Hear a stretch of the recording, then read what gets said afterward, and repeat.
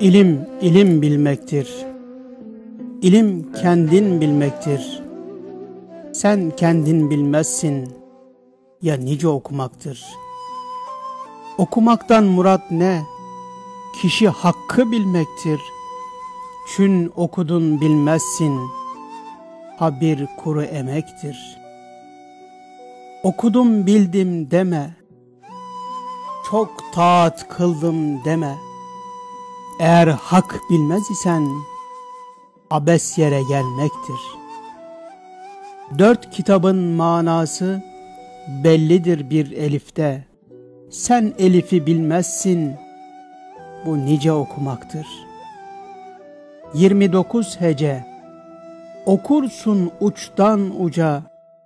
Sen elif dersin hoca, manası ne demektir?